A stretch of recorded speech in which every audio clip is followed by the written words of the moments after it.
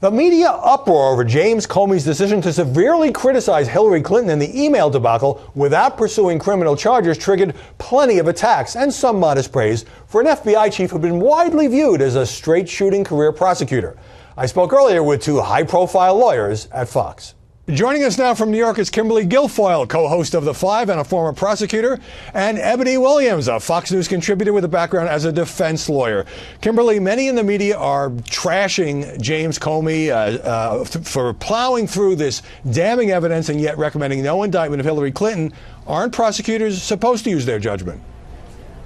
Well, certainly he made reference to the fact that they do issue recommendations to the Justice Department as to whether or not to proceed forward with charges. He said sometimes they make that recommendation publicly known, sometimes they do not. He elected to do so in this instance. He said in the interest of transparency and obviously the great public interest in the decision, the process, and the evidence evaluation. What I found surprising as a former prosecutor was, yes, that he went through 14 minutes listing specifics that were suggesting extreme carelessness, which is akin legally to gross negligence, but then the conclusion at the end was that no reasonable prosecutor would go forward on this case.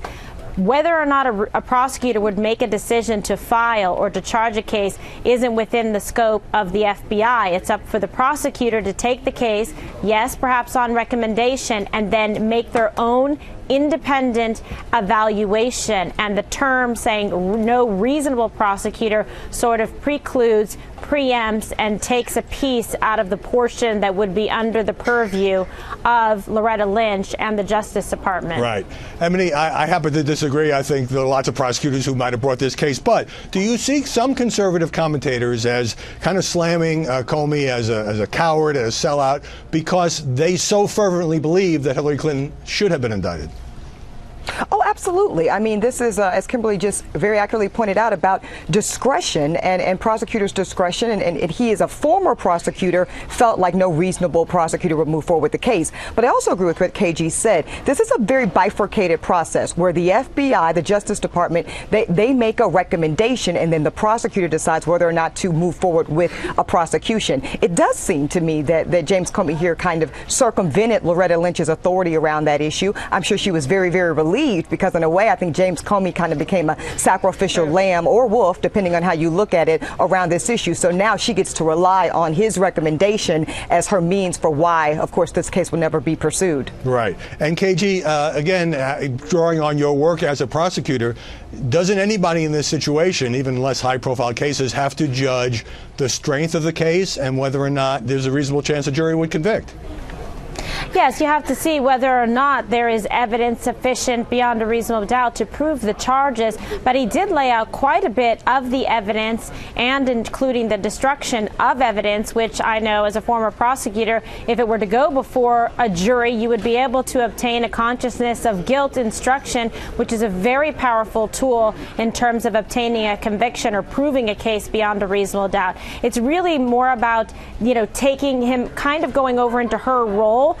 Despite even his legal training and background, his role here was as an investigator, the head of the FBI directing the investigation. Her job is whether or not charges should be brought. So he really gave her kind of a clean pass, at least with respect to this email investigation. What we haven't heard about, and this is very interesting, and maybe we'll hear more about it when he goes before Congress, what is going on with sort of the second layer, the part two, the second track, which is the Clinton Foundation, and whether or not there was influence peddling or improper actions on behalf of the Clinton Foundation, and was there any intersection with Hillary Clinton, who's now seeking the highest office as Commander-in-Chief. Now, on the point, Ebony, about James Comey going through all the evidence in front of the cameras, I've heard some liberal commentators say, that's not his role. Prosecutor who generally recommends no charges doesn't lay out the case publicly. Comey said, well, it's such a high-profile case that I need to do this to be transparent. Your thoughts?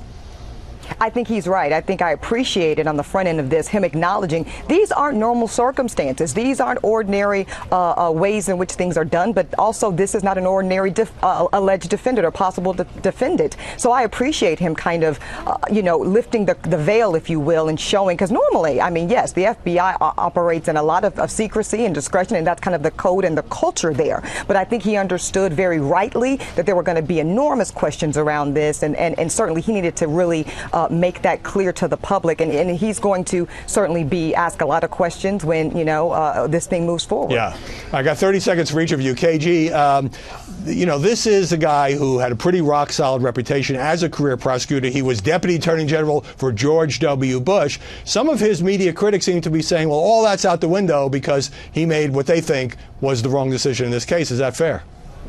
Well, perhaps it is unfair. We don't know all the specifics. None of us have been able to gain access to the whole file, and he kind of made reference to that. They're the ones that are doing the investigation. Those are just, my thoughts as a former prosecutor, but I also interviewed Rudy Giuliani and Michael McCasey, who was a former AG for President Bush, and they both said that they felt charges, were sufficient and were surprised by the recommendation and use of the term no reasonable prosecutor. So I think the jury is still out, but Congress is going to get, a crack at him, and let's see how he holds up under, that questioning and what specifics he can provide for the reasoning behind not doing that, especially as it relates to the standards of proof. Ebony. Yeah, I agree there, too. I mean, certainly that's what's so confusing to so many people. On the one hand, he says extremely careless, and that certainly, according to the letter of the law, looks like enough to move forward with charges. But then he kind of says, but here no reasonable prosecutor would. And I think he's essentially saying that although the law doesn't require intent, we think under these circumstances, in this case, with Hillary Clinton, intent and willfulness would be required. And that looks to a lot of people like he's rewriting the law. And I think that's what he'll have to answer for. Comey, that's not the law. It's not a specific intent crime. Comey said he wasn't holding Hillary Clinton to a higher standard, but he had to know that a decision to urge an indictment pretty much would have knocked her out of the Democratic presidential race. Great to see you guys. Kimberly Guilfoyle, Ebony Williams, thanks very much for joining us. Thank you.